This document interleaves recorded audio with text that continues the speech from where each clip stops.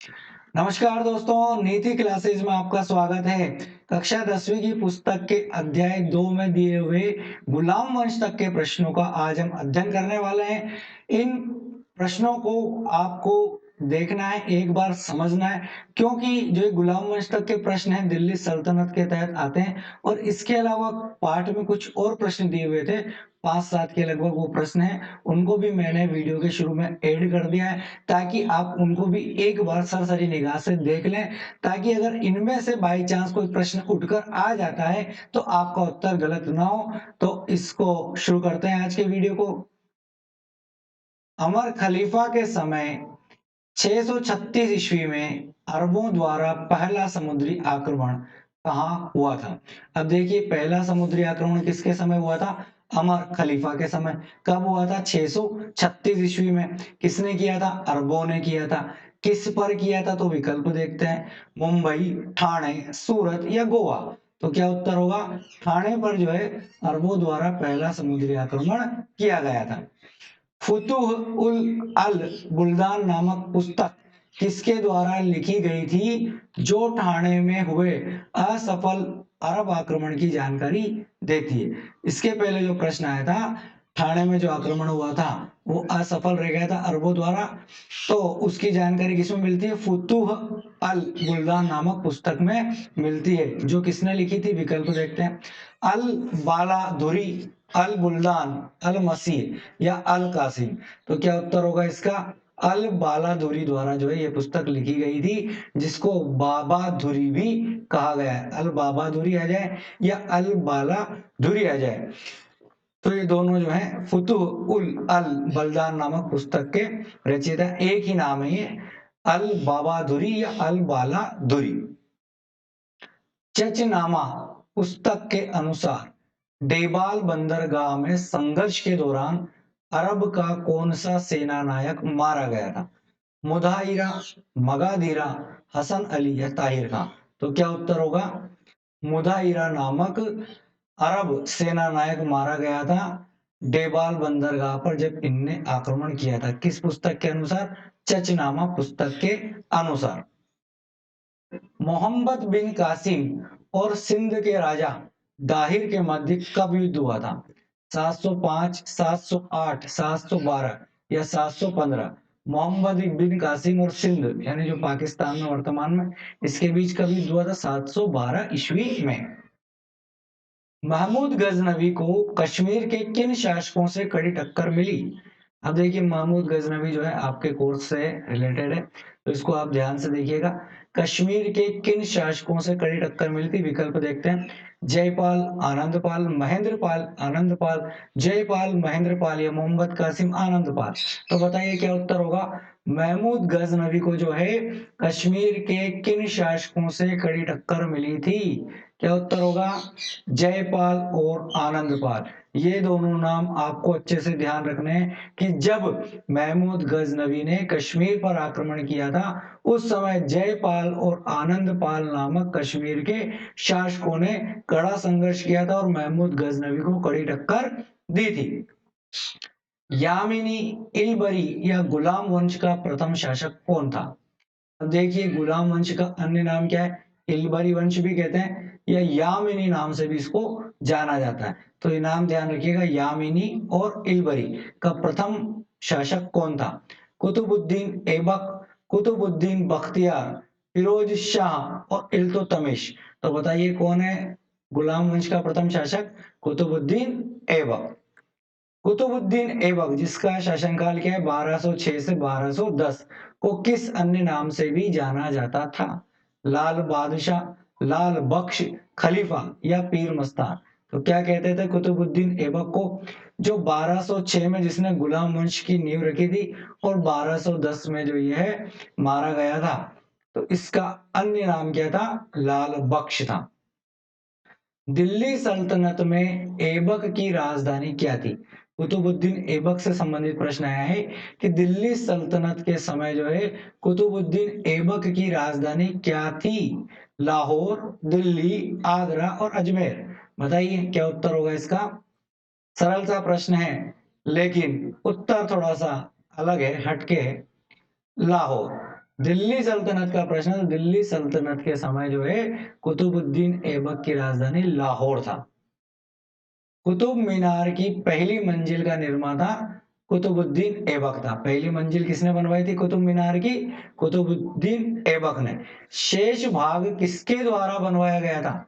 हसन निजामी, इल्तुतमिश, गयासुद्दीन और नासिरुद्दीन महमूद। तो बताइए शेष भाग जो है किसके द्वारा बनवाया गया था? क्या उत्तर होगा इसका? इल्तुतमिश द्वारा बनवाया गया था। कुतुब मीनार का निर्माण किसकी स्मृति में किया गया था? कुतुबुद्दीन बख्तियार काकी, कुतुबुद्दीन ऐबक, मोहम्मद बिन कासिम और मोहम्मद गोरी। इनमें से किसकी स्मृति में कुतुब मीनार का निर्माण करवाया गया था? तो देखिए कुतुबुद्दीन ऐबक जो दूसरा ऑप्शन है वो तो हो ही नहीं सकता क्योंकि पहली मंजिल का निर्माण इसने करवाया था। अब बचते हैं मोहम्मद गोरी, तो कुतुब मीनार की पहली मंजिल ही जब कुतुबुद्दीन ऐबक ने बनवाई तो मोहम्मद गोरी भी नहीं है। अब दो विकल्प बचते हैं जिसमें से आपको सही उत्तर तक पहुंचना है, तो कुतुबुद्दीन नाम का अब एक ही शख्स रह जाता है, तो यही उत्तर है कुतुबुद्दीन बख्तियार काकी की स्मृति में जो है कुतुब मीनार का निर्माण करवाया गया था। संत थे कुतुबुद्दीन बख्तियार काकी। हसन निजामी नामक व्यक्ति को निम्न में से किसने संरक्षण दे रखा था? यानी किसके दरबार में जो है हसन निजामी नामक व्यक्ति रहता था? कुतुबुद्दीन ऐबक, बलबन, फिरोज शाह या नासिरुद्दीन। तो क्या उत्तर होगा? हसन निजामी। कुतुबुद्दीन ऐबक। कुतुबुद्दीन ऐबक के समय पर जो है हसन निजामी उसके दरबार में था। कुतुबुद्दीन ऐबक की 1210 ईस्वी में किस खेल को खेलते हुए मृत्यु हुई थी? बताइए किस खेल को खेलते हुए कुतुबुद्दीन ऐबक की 1210 में मृत्यु हुई थी? कबड्डी, घुड़दौड़, पोलो या चौसर। क्या आंसर होगा? पोलो, जिसका अन्य नाम है चोगान। क्या कहते थे? चोगान खेलते हुए जो है कुतुबुद्दीन ऐबक की 1210 ईस्वी में मृत्यु हुई थी। तो याद रखिएगा कुतुबुद्दीन ऐबक की जो पोलो खेलते हुए मृत्यु हुई थी। दिल्ली से राजपूताने पर पहला आक्रमण किसके समय हुआ था?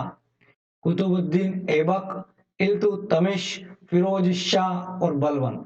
बहुत ही महत्वपूर्ण प्रश्न है ये, और इसको 100% आपको दिमाग में बिठाना है और याद रखना है कि दिल्ली से राजपूताने पर पहला आक्रमण किस शासक के समय हुआ था? तो क्या है उत्तर? इल्तुतमिश के समय जो है दिल्ली से पहला आक्रमण था राजपूताने पर। किसके शासनकाल में? इल्तुतमिश के शासनकाल में। दिल्ली से राजपूताने पर पहला आक्रमण कहाँ हुआ था? रणथंबोर, अजमेर, जालोर और चित्तौड़।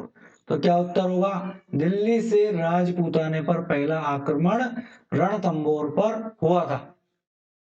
कुतुबुद्दीन ऐबक के दामाद इल्तुतमिश, जिसका शासनकाल क्या है? 1210 से 1236 है इल्तुतमिश का शासनकाल, ने राजपूताने पर पहली बार कब आक्रमण किया था? बताइए। 1215, 1219, 1223 और 1226। तो क्या उत्तर होगा? कुतुबुद्दीन ऐबक ने जो है कुतुबुद्दीन ऐबक के दामाद ने राजपूताने पर पहली बार कब आक्रमण किया था? तो उत्तर है 1226 ईस्वी में। अब देखिए इससे रिलेटेड दो प्रश्न और पिछले अपन ने देखे। दिल्ली से पहला आक्रमण राजपूताने पर कब हुआ था? 1226। कहाँ हुआ था? रणथंबोर में हुआ था। किसके शासनकाल में हुआ था? इल्तुतमिश के शासनकाल में हुआ था। तो ये आपको ध्यान रखना, तीनों प्रश्न अलग अलग इसीलिए बनाए मैंने। इल्तुतमिश का किस दुर्ग पर अधिकार नहीं था? बिल्ला दुर्ग, ग्वालियर दुर्ग, जालोर दुर्ग और सिवाना दुर्ग। क्या उत्तर होगा? सिवाना दुर्ग पर अधिकार नहीं था, बाकी और दुर्गों पर इल्तुतमिश ने अधिकार किया था। मंगोल के चंगेज खां के डर से इल्तुतमिश ने ख्वारिज्म शाह के कौन से पुत्र की सहायता नहीं की थी? मंगबरनी, जहीरुद्दीन, कमरुद्दीन और काले खां। मंगोल के चंगेज खां के डर के कारण जो है इल्तुतमिश ने ख्वारिज्म शाह का पुत्र था उसकी मदद नहीं की। तो उसने मदद मांगी थी इल्तुतमिश से, लेकिन उसने मदद नहीं की। वो था मंगबरनी। रुकनुद्दीन फिरोज शाह की हत्या करके इल्तुतमिश की कौन सी पुत्री दिल्ली की सुल्तान बनी थी? रुकनुद्दीन फिरोज शाह, ये इसकी हत्या करके जो इल्तुतमिश की पुत्री जो है दिल्ली की सुल्तान बनी थी। देखिए विकल्प, रजिया सुल्तान, मुमताज महल, बन्नो बेगम या चांद बेगम। तो क्या उत्तर होगा? रजिया सुल्तान जो है उसने अपने पति रुकनुद्दीन फिरोज शाह की हत्या की, क्योंकि इल्तुतमिश ने जो है उसको ही दिल्ली सल्तनत का अधिकारी बनाया था और रजिया सुल्तान ने फिर दिल्ली की गद्दी संभाली। रजिया सुल्तान ने अबिसीनिया के निवासी थे मलिक जमालुद्दीन याकूत को किस पद पर नियुक्त किया था? मंत्री, अश्वशाला का प्रधान, दरबार का प्रधान या महामात्य? रजिया सुल्तान ने अबिसीनिया का निवासी था कौन? जमालुद्दीन याकूत, उसको किस पद पर नियुक्त किया था? तो क्या उत्तर होगा? अश्वशाला के प्रधान पद पर नियुक्त किया था। अश्वशाला के प्रधान को किस और नाम से भी जाना जाता है? अमीर अखूर, अमीर अखूर कहा जाता है अश्वशाला के प्रधान को। सरहिंद के शासकों के विद्रोह को शांत करने के लिए याकूत की हत्या के बाद रजिया सुल्तान से किससे विवाह किया था? सरहिंद के शासकों का विद्रोह शांत करने कौन गया था? याकूत। याकूत कौन है? ये भी आया था, देखिए जमालुद्दीन याकूत। इसकी हत्या हो गई थी, तो इसके बाद जो है रजिया सुल्तान ने इसमें से किससे विवाह किया था? देखते हैं, अल्तुनिया, बहराम शाह, मसूद शाह, हसन निजामी। तो क्या उत्तर होगा? अल्तुनिया से जो है रजिया सुल्तान ने विवाह किया था। रजिया सुल्तान और अल्तुनिया की हत्या कब हुई थी? 1240, 1242, 1240, 44 और 1246।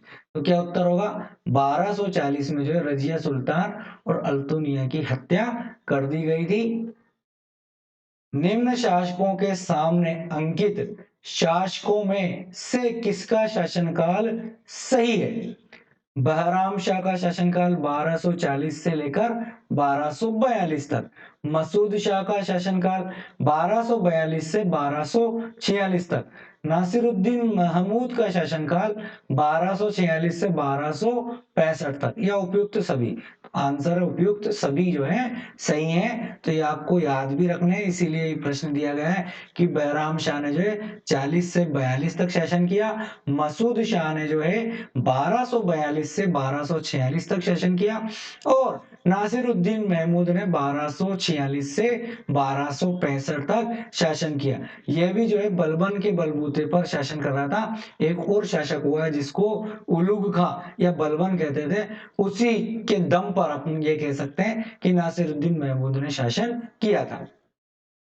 इल्तुतमिश के चहलगानी संगठन से किसका संबंध था? बलबन, नासिरुद्दीन, जमालुद्दीन और अल्तुनिया। तो क्या उत्तर होगा? बलबन का जो है इल्तुतमिश के चहलगानी संगठन से संबंध रहा है। 40 लोगों का एक संगठन था चहलगानी संगठन। दीवाने आरिज को बलबन, जिसका शासनकाल है 1265 से 1286, ने पुनर्गठित क्यों किया था? दीवाने खारिज को किसने? बलबन ने पुनर्गठित किया था। मंगोलों का सामना करने के लिए, राजपूतों का सामना करने के लिए, सिंधियाओं का सामना करने के लिए या मराठों का सामना करने के लिए? तो क्या उत्तर होगा? दीवाने आरिज का जो है बलबन ने पुनर्गठन क्यों किया था? मंगोलों का सामना करने के लिए। अब बलबन का जो शासनकाल है वो आपको ध्यान रखना है 1265 से 1286। अब देखिए 10वीं की पुस्तक में जो है 1296 लिखा हुआ है वो गलत है, वो मिसप्रिंट हुआ है और उसको यहाँ से आप सही लिख लीजिए 1265 से 1286। बलबन, जिसको उलुग खां कहते थे, ने सम्राट के सम्मुख झुककर उसके पैरों को चूमने की कौन सी प्रथा शुरू की थी? सम्राट के सम्मुख झुककर उसके पैरों को चूमना। देखते हैं विकल्प, कंबे पेशी, चिहलगानी, ख्वारिज्म और पाबोस। क्या उत्तर होगा? पाबोस। सम्राट के सम्मुख झुककर उसके पैरों को चूमना पाबोस कहलाता है। पुरुषों को मारकर उनके स्त्री और बच्चों को गुलाम बनाने की लौह और रक्त की नीति को किसने लागू किया था? फिरोज शाह, बहराम शाह, बलबन और इल्तुतमिश। तो क्या उत्तर होगा? लोह और रक्त की नीति किसने लागू की थी, यह भी प्रश्न आ सकता है। तो ये लागू की थी बलबन ने। वो पुरुषों को मार देता था और उनके बच्चों और स्त्रियों को अपने यहाँ गुलाम बना लेता था। 1290 ईस्वी में जलालुद्दीन खिलजी किसकी हत्या करके शासक बना था? ट्यूमर्स, ट्यूमर्स, ज्योमर्स और राजमर्स। बताइए क्या उत्तर होगा। 1290 में जलालुद्दीन खिलजी किसकी हत्या करके शासक बना था? इसका उत्तर सोचिए और बताइए। तो 10वीं की बुक के और भी वीडियोस आपको हमारे चैनल पर मिल जाएंगे, तो बने रहिए हमारे चैनल के साथ और अपने दोस्तों को भी बताइए कि इस चैनल पर 10वीं से रिलेटेड, 9वीं से रिलेटेड और छठी, 7वीं, 8वीं के कंप्लीट वीडियो हिस्ट्री के पड़े हुए हैं, तो वो देख सकते हैं। और जिन बच्चों को पीडीएफ चाहिए तो एक बार वीडियो को जरूर देखिए, क्योंकि वीडियो देखने का फायदा है कि बीच बीच में उन टॉपिक्स की जानकारी मैं आप तक पहुंचाता हूँ, उन टॉपिक्स को बताता हूँ, समझाता हूँ, ताकि आपके दिमाग में फिट बैठ जाए कि इसका उत्तर ये। क्योंकि पढ़ तो आप बुक से भी रहे हो, लेकिन आपको तुरंत एक बार जब भी आप फ्री हो, मैं ज्यादा लंबा वीडियो में बनाता भी नहीं, शॉर्ट वीडियो इसीलिए बना रहा हूँ कि जब भी आप फ्री हो उस समय आप वीडियो को देख लीजिए और आराम से उसको आप क्वेश्चन को याद रख लीजिए। तो इसका क्या उत्तर होगा, 1290 में जलालुद्दीन खिलजी किसकी हत्या करके शासक बना था? क्यूमर्स की हत्या करके शासक बना था। राजा पृथ्वी पर ईश्वर का प्रतिनिधि है, यह राजत्व सिद्धांत किसके द्वारा दिया गया? मिस्टेक से लिखा हुआ है प्रतिनिधि, प्रतिनिधि शब्द है वो। राजा पृथ्वी पर ईश्वर का प्रतिनिधि है, यह राजत्व सिद्धांत, यानी राजत्व सिद्धांत किसके द्वारा दिया गया था? विकल्प देखते हैं, बलबन, इल्तुतमिश, कुतुबुद्दीन ऐबक और क्यूमर्स। तो बताइए किसने कहा था कि राजा पृथ्वी पर ईश्वर का प्रतिनिधि है? बलबन ने कहा था। इस भाग में जो है आपको गुलाम वंश तक के प्रश्न मिले और कुछ अदर प्रश्न भी इसमें ऐड किए गए थे। तो आगे नेक्स्ट वीडियो में आपको और भी प्रश्न मिलेंगे। बने रहिए हमारे चैनल के साथ, मिलते हैं नेक्स्ट वीडियो में।